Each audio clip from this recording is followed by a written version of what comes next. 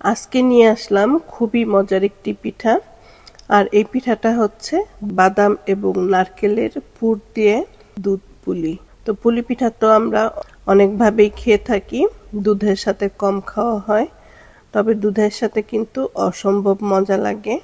আর এভাবে দুধ পুলিটা করলে অনেক সময় পর্যন্ত পিঠাটা নরম থাকবে। তো এই পুলি পিঠাটা আমি যেভাবে তৈরি করলাম, তো প্রথমেই 3 কাপ পানি দিয়ে দিলাম এবং পানির সাথে দিয়ে দিলাম স্বাদ মতন লবণ।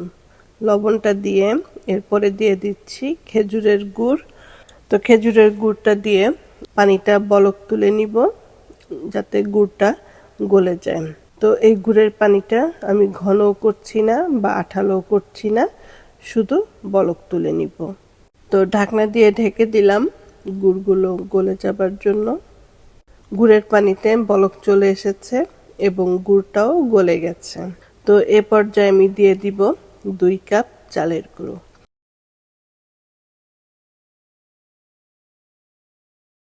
এবং দিয়ে দিচ্ছি নারকেল।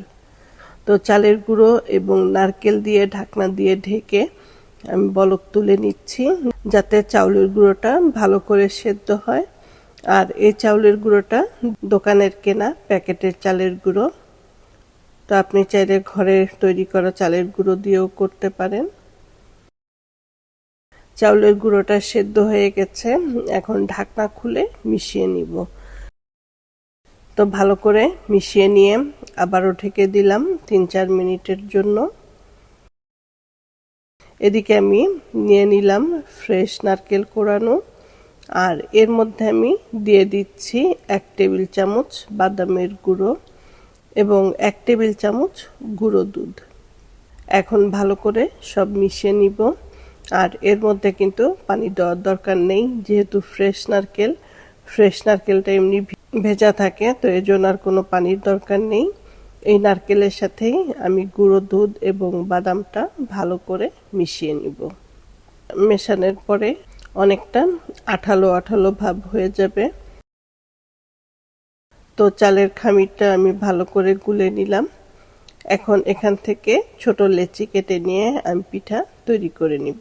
তো প্রথমেই গোল বলের মতন বানিয়ে এরপরে পুলি পিঠার ডিজাইনটা করে এর মধ্যে আমি নারকেল, দুধ, বাদামের মিশ্রণটা এটা দিয়ে দিব আর ছোট ছোট পুলি পিঠা বানিয়ে নিচ্ছি। আর এই পুলি পিঠার ডিজাইনটা আজকে কাঁটা চামচ দিয়ে করব। যারা ডিজাইনটা হাতে করতে পারেন না, তারা এই কাঁটা চামচ দিয়ে খুব সহজভাবেই ডিজাইনটা করে নিতে পারবেন। তো আমি একটি কাঁটা চামচ নিয়ে নিলাম এবং কাঁটা চামচ দিয়ে কত সহজেই ডিজাইনটা করে নিলাম। আর এভাবেই বাকি সবগুলো আমি ছোট ছোট করে পুলি পিঠা বানিয়ে নিব। পিঠাগুলো বানিয়ে নিলাম, সবগুলো কাঁটা চামচ দিয়ে ডিজাইন করলাম। তো এখন চুলায় দিয়ে দিচ্ছি দুধ,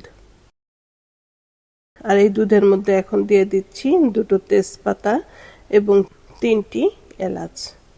তো এখন নেড়ে চেড়ে মিশিয়ে নিব আর দুধটা একটি বলক তুলে নিব।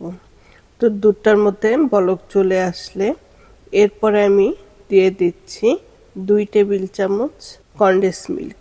তো এই দুধের মধ্যে আমি আর কোনো চিনি দিচ্ছি না, যেহেতু পিঠার মধ্যেই গুড় দেওয়া আছে, তো এজন্য আর এক্সট্রা চিনির দরকার নেই।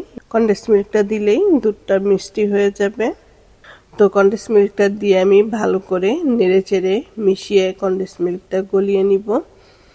তো কনডেন্স মিল্কটা গলে গেলে এরপরে আমি এক এক করে সবগুলো পিঠা এই দুধের মধ্যে দিয়ে দিব।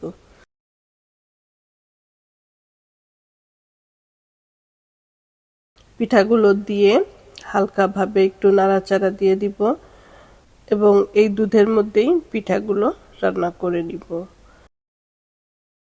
ঘন ঘন নাড়ছি না, তাহলে দেখা যাবে পিঠাটা ভেঙে গেছে।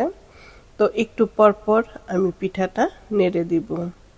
দুধের মধ্যে পিঠাটা 10 মিনিটের মতন রান্না করে নিব আর একটু পর পরে নাড়া দিয়ে দিব। দুধটা পাতলা থাকতেই চুলা থেকে নামিয়ে নিতে হবে, নয়তো দেখা যাবে বেশি ঘন হয়ে গেছে। আর চুলায় যদি দুধটা ঘন করেন তাহলে দেখা যাবে পিঠাগুলো একদম শুকনো শুকনো হয়ে গেছে। তো কয়েকবার বলক আসার পরে এখন আমি তেজপাতাগুলো ফেলে দিব আর চুলাটা বন্ধ করে দিব। আর এই তো হয়ে গেল আজকের নারকেল এবং বাদামের পুর ভরা পুলি পিঠা। তো আশা করছি আজকের এই পুলি পিঠার রেসিপিটা আপনাদের ভালো লাগবে। আর ভালো লাগলে অবশ্যই স্বপ্নকথা প্যারিস চ্যানেলের সাথে থাকবেন। ভালো থাকবেন সবাই। আল্লাহ হাফেজ।